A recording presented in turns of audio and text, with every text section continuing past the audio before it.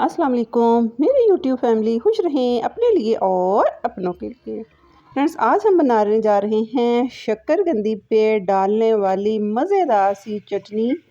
और इस चटनी के साथ हम बॉयल करेंगे बड़े ही यूनिक तरीके से शक्करकंदी को। चलें जी, स्टार्ट करते हैं। बिस्मिल्लाहिर्रहमानिर्रहीम। फ्रेंड्स, मैंने ले लिए 10 से 12 दाने इमली के, 3 मैंने ले लिए खजूरें और एक टुकड़ा मैंने ले लिया गुड़ का।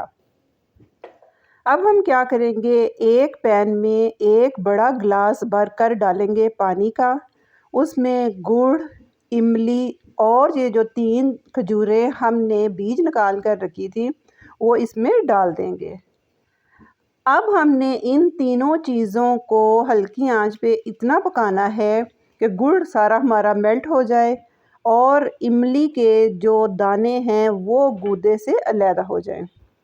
इनको हल्की आंच पर मैं पकाती जाऊंगी, साथ कांटे के साथ इनकी साइड चेंज करती जाऊंगी ताकि हमारे जो जितना इन तीनों चीज़ों का एक्सट्रैक्ट है वो निकल जाए और हमारी खजूरें और इमली सॉफ्ट हो जाए। ये देखें, ये बड़ा स्पेशल होममेड गुड़ था जो तकरीबन 3 से 4 मिनट में पूरा मेल्ट हो गया है। ये देखें, सारी चीज़ें मेल्ट हो गई हैं। मैंने थोड़ा सा पानी और इसमें डाल दिया ताकि हमें बॉल भरकर मज़ेदार ये खट्टी मीठी चटनी मिल सके। फ्रेंड्स, यकीन करें, इस चटनी के अगर हम मेडिकल फ़ायदे देखें तो बहुत ज़्यादा हैं। जैसे ही सारी चीज़ें मेल्ट हो गई, मैंने पैन को रख दिया काउंटर टॉप पे ताकि ये सारा मटेरियल ठंडा हो जाए और इमली से मैंने सारी उसकी गुठलियाँ निकाल ली।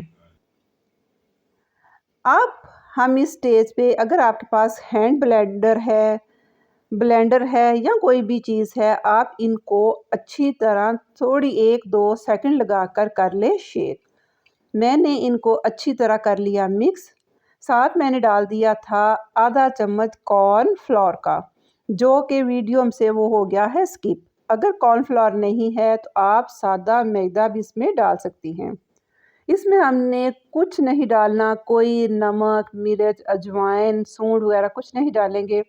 सिर्फ आधा चम्मच मैंने इसमें डाला था पिसा हुआ सफ़ेद ज़ीरा, जो इस चटनी को बहुत अच्छा बनाएगा।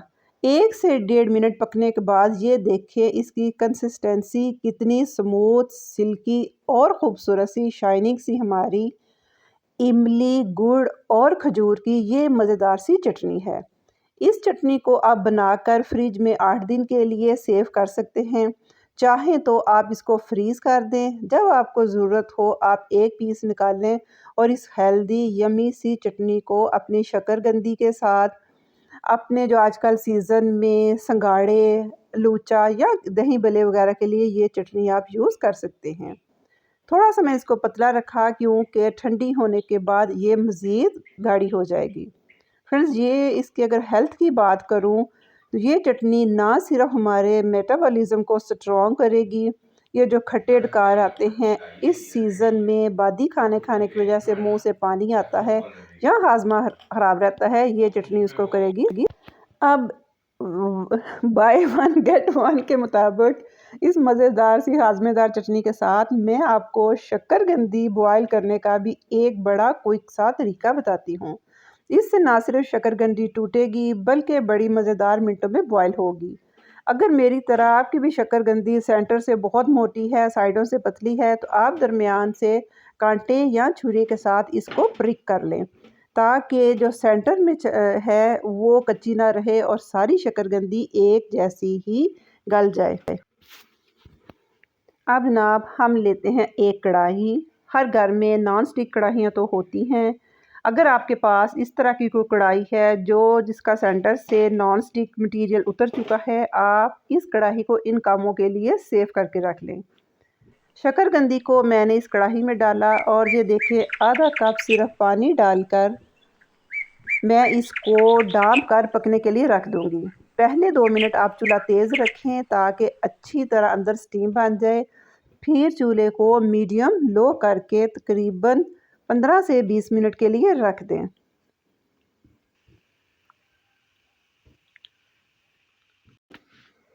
अब मैंने इसको ढक्कन लगा दिया है। ये जो इसका होल है इसको किसी चीज़ के साथ बंद कर देंगे ताकि कोई स्टीम बाहर ना निकले। थोड़ी देर के बाद आप इसको खोल के इसकी साइड चेंज कर दें। तकरीबन 10 से 15 मिनट में ये देखें हमारी कितनी ज़बरदस्त अंदर तक गली हुई शकरकंदी तैयार है। अब जैसे ही ये थोड़ी सी ठंडी होगी हम इसको पील ऑफ करेंगे। मज़े से इसको काट कर डालेंगे अपने बाउल में और जो जो हमने मज़ेदार सी हेल्दी चटनी बनाई है इस शकरकंदी के ऊपर डालकर हम इसको करेंगे एंजॉय। उम्मीद है फ्रेंड्स आपको ये 2 इन 1 आज की रेसिपीज़ पसंद आएंगी। अगर आपको ये मेरी वीडियो अच्छी लगती है तो इसे लाइक कीजिए और इस तरह की चटपटी मज़ेदार सी रेसिपीज़ को शेयर किया कीजिए ताकि आपके साथ साथ दूसरे के हाथ में भी इतनी मज़े मज़े की रेसिपीज़ आ जाएं। मुझे दीजिए इजाज़त। Take care. अल्लाह हाफिज़।